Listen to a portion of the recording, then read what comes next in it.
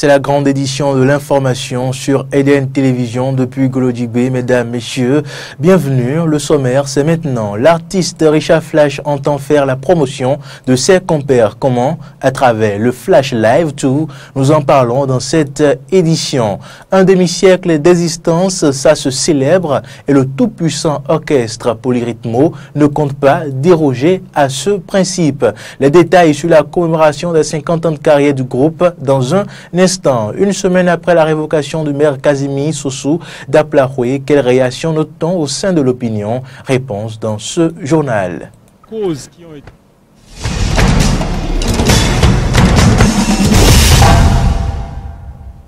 Bienvenue si vous venez de nous rejoindre. Qu'est-ce que le Bénin a gagné de la visite du président en Suisse? On retient la signature de 2 accords. Ces accords sont relatifs à la mise en œuvre de la stratégie de coopération suisse 2017-2020 d'une valeur totale d'environ 47 milliards de francs CFA. Les accords ont été signés par le ministre des Affaires étrangères du Bénin, Aurélien Agbenossi, et Ignacio Cassis, conseiller fédéral des Affaires étrangères suisses, en présence des 2 chefs d'État. Précisons que la coopération entre la Suisse et le Bénin se développe autour de 3 axes d'intervention: le développement économique et rural, l'éducation et la formation professionnelle, puis la gouvernance locale et la décentralisation.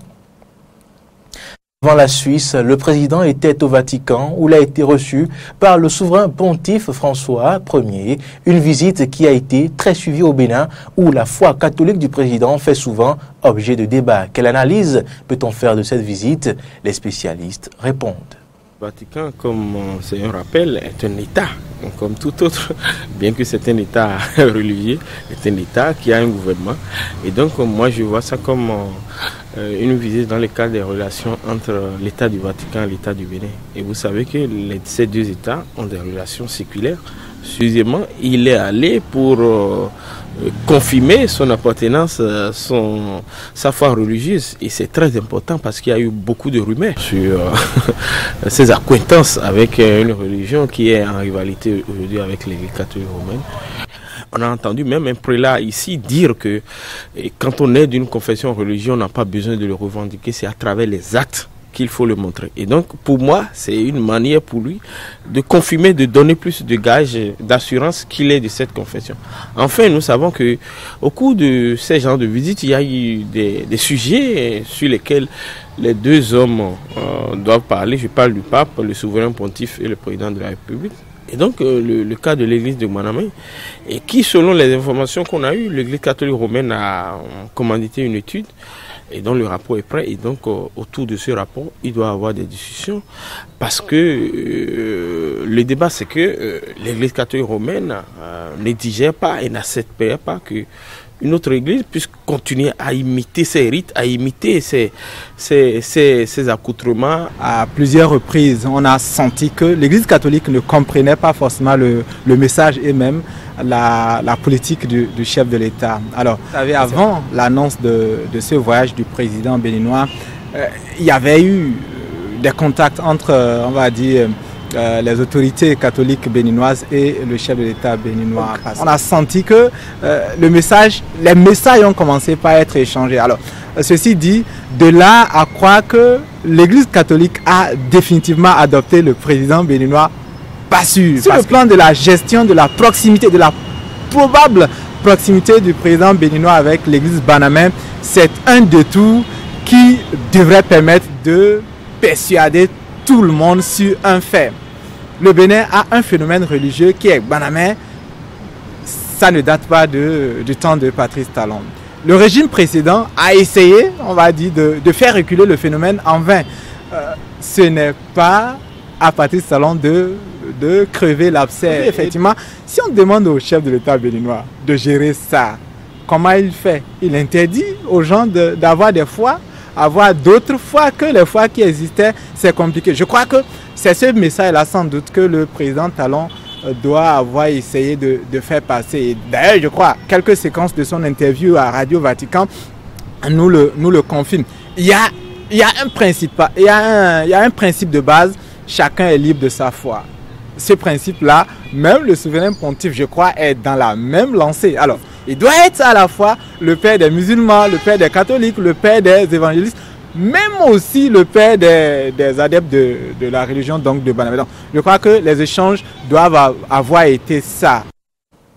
À l'instant, citèrent les journalistes politiques qui analysaient la visite du président Patrice Talon au pape François.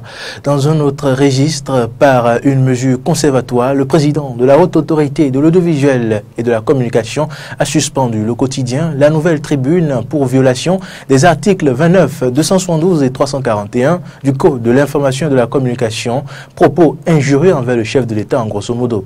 Si le président de la RAC se fonde sur l'article 55 de la loi organique relative à la RAC pour suspendre le journal, des voix s'élèvent déjà pour lui opposer certaines dispositions du Code de l'information qui donnent la compétence aux tribunaux correctionnels dans les cas d'infraction aux lois sur l'information et la communication avec pour sanction des amendes. Article 272 notamment du Code de la communication.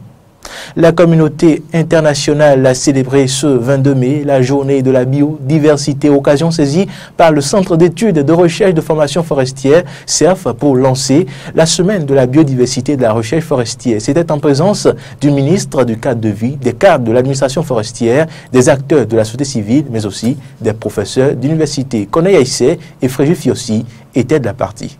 Célébration de la Journée mondiale de la biodiversité couplée au lancement de la Semaine de la biodiversité et de la recherche forestière. C'est une initiative du Centre d'études de recherche et de formation forestière CEF. Une Semaine de la biodiversité qui a pour principal objectif de favoriser les échanges, le partage d'expériences en matière de recherche appliquée à la conservation de la biodiversité entre les chercheurs et les gestionnaires des ressources forestières. Depuis 25 ans, les actions concrètes de conservation et de valorisation de cette biodiversité ont été menées. Des progrès notables, ont été enregistrés au niveau de la valorisation de la biodiversité, notamment dans le domaine de la connaissance traditionnelle. Dans notre inlassable lutte commune pour la conservation de la biodiversité, la démarche récurrente de mettre à la disposition des acteurs de divers ordres, des informations et données techniques clés visant à mieux caractériser les espèces et à mieux les connaître est un succès et un apport important pour l'humanité. C'est ce qui justifie la présence des éminents phytothérapeutes, chercheurs, professeurs d'université et j'en oublie.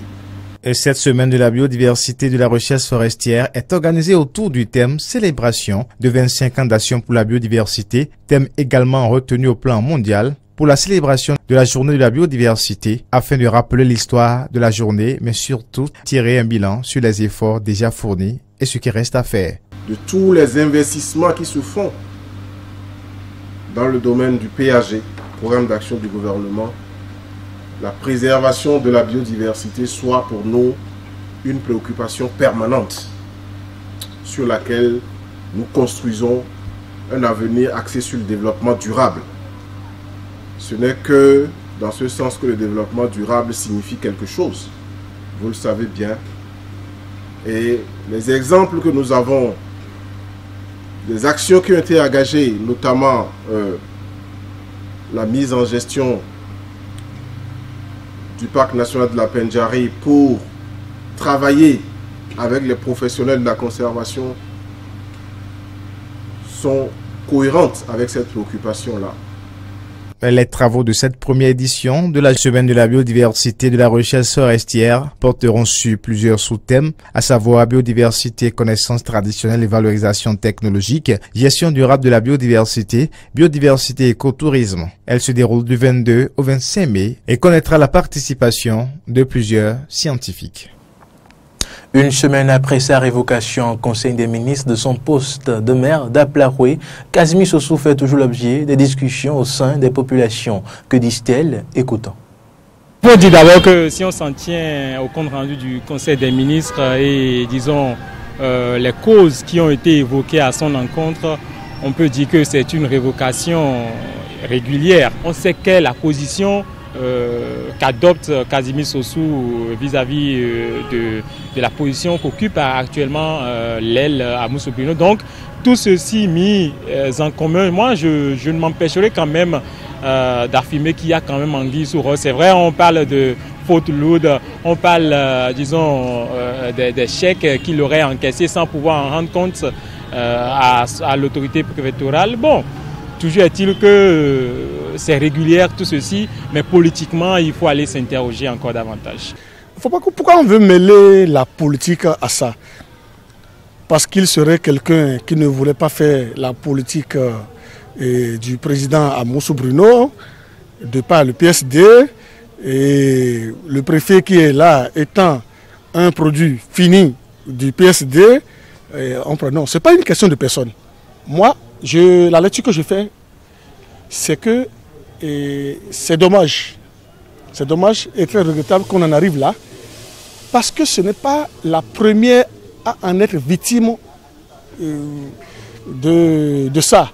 Et quand moi, je suis là et que j'ai des collègues qu'on sanctionne pour telle ou telle raison, je ferai tout possible quand même pour ne pas faire la même chose ou ne pas continuer. Je devais revoir ma copie. Ça n'a pas été le cas. Et si on ne le révoque pas et qu'on le laisse continuer, comment vous voulez que la commune soit développée? La commune ne peut pas se développer. Et si la commune n'est pas développée, c'est que nous ne bougeons pas du tout. L'artiste béninois Richard Flash a officiellement annoncé une tournée musicale qu'il entend entreprendre dans les 77 communes du Bénin. C'était au détour d'une conférence de presse tenue dans l'après-midi de ce mardi 22 mai au centre artistique Africa Sound City à Kindono. Le Flash Live Tour est la tournée annoncée pour débuter le 24 juin prochain à Ouida. L'objectif principal de cette tournée musicale nationale est de faire la promotion des artistes béninois dans tous les départements du Bénin. On écoute Richard Flash pour plus d'explications. Le Flash Live Tour, qui est organisé par mon staff et moi, pour aller voir à l'intérieur de notre pays la population pour un grand divertissement. Mais sachez simplement que le Flash Live Tour, c'est un projet qui est mis sur pied pour faire la promotion de tous les artistes béninois. Ce n'est pas seulement Richard Flash qui va en concert dans les 77 communes du Bénin. Richard Flash, c'est juste celui qui a eu l'idée de ce projet et qui veut conduire le projet jusqu'au bout, sans avoir peur, sans reculer, et qui s'est dit: si je mets tout le monde à côté de moi, comme tous les artistes qui ont envie de me suivre, on peut faire le combat ensemble. Donc on part pour faire la promotion de tous les artistes béninois dans les 77 communes du Bénin, parce que nous faisons des grands concerts à Cotonou et on a comme l'impression qu'on est déjà connu par tous les Béninois. Mais c'est archi faux. On n'est pas assez connu. Donc il faut aller voir les gens, leur vendre ce que nous savons faire de la promo.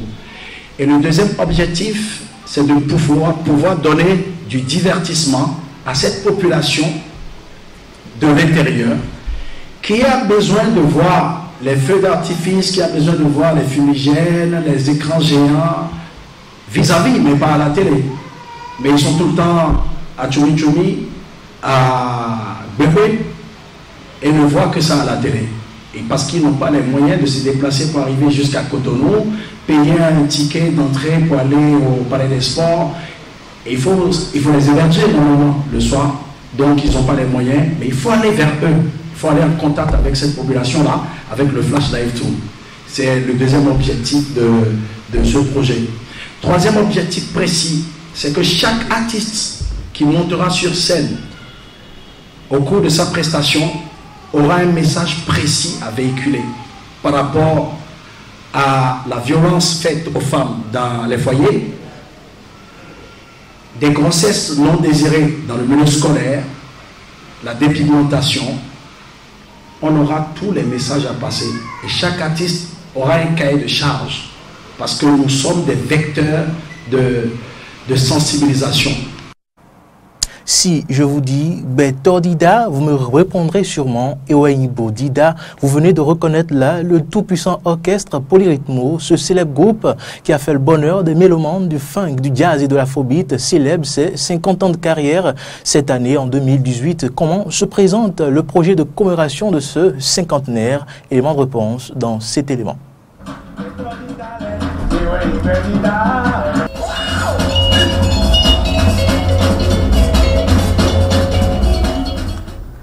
Ce titre reste l'un des très célèbres parmi les plus de 1000 enregistrés par le tout-puissant orchestre Polyrythmo. Mai 68, mai 2018, le plus ancien et toujours actif orchestre béninois et africain, né du souhait de feu Clément Mélomain, célèbre 50 ans de carrière. Le Bénin, à travers un projet de commémoration du cinquantenaire, veut valoriser le talent de ce groupe. C'est de sauvegarder la mémoire et de valoriser tout ce qu'ils ont fait, tout ce qu'ils ont produit, afin que les générations futures puissent en bénéficier. Deuxième raison, c'est de permettre également à la jeune génération de savoir que seul le travail et la persévérance sont les clés du succès en termes de carrière musicale. Et enfin, permettre à cet orchestre de pouvoir transmettre le relais à la jeune génération, de leur donner les secrets qu'ils ont pu mettre en œuvre pour vivre pendant 50 ans et être encore debout, prêts pour le combat. Debout, ils ne sont plus que 3 membres fondateurs à l'être, au nombre des 10 au départ. 7 étant passés de vie à trépas, seuls Pierre Loco, Vincent Rereno et Gustave Bento poursuivent le combat. Nous avons un géant concert le 1er août prochain. Et nous avons une soirée privée, la veille du 1er août. Une soirée privée. Pour ceux-là, du 3e âge, qui voudront bien venir profiter de Polyrythmo, nous aurons une tournée nationale. Ça, je remercie le ministère de la Culture qui nous a donné ça. Nous allons ériger un centre multimédia, un espace multimédia, où nous allons loger toute notre discographie. À l'occasion de ces 50 ans, nous allons sortir un nouvel album de 15 titres et un best-of de 50 titres. Un titre pour chaque année d'existence. À ce programme s'ajoute la réalisation d'une fresque murale d'une 40aine de mètres, un documentaire de 52 minutes, une tournée internationale, aussi soutenue par le ministère de la Culture, qui débute en mi-juin, et un concert de clôture avec Manu Dibango en décembre à l'Institut français de Cotonou. Quant au secrétaire général du ministère de la Culture, Balaminus Kakovi, représentant son ministre, il a expliqué l'engagement du gouvernement pour ce projet. Lors de la présentation de la stratégie de relance du secteur des arts et de la culture, le ministre, M. Oswald Omeki, a annoncé que cette année, le Bénin va célébrer Polyrythmo. Et donc, nous tenons à ce projet, raison pour laquelle, depuis quelques semaines, nous marchons ensemble pour aller vers le top. Le ministère aujourd'hui, ainsi que le gouvernement tout entier, travaillent d'arrache-pied pour offrir au public béninois, au public africain, une très belle fête de l'an 50 de notre groupe Polyrythmo. Notre objectif aussi, c'est de lier la célébration du 58e anniversaire de notre indépendance, ainsi que la commémoration du 50e anniversaire du groupe Polyrythmo.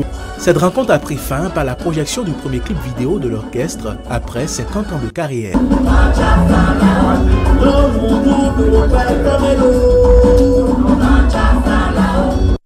Eh bien, c'est sur ce premier clip en 50 ans de carrière de Polyrythmo que s'achève cette édition. Merci pour votre fidélité. À bientôt.